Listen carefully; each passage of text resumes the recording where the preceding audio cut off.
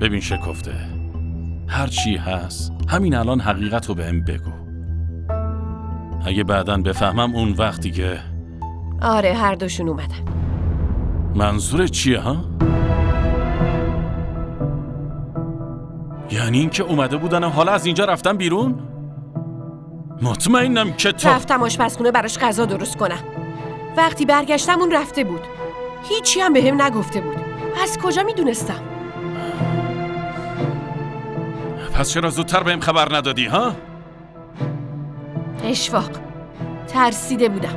فکر کردم اگه بهت بگم خیال میکنی من اونا رو از خونه بیرون کردم، برای همین ترسیدم. چی بهت بگم شکفته؟ تو باید مراقبشون میبودی. آخه نصف شبیه یه دختر جوون و یه بچه کجا میتونن برن؟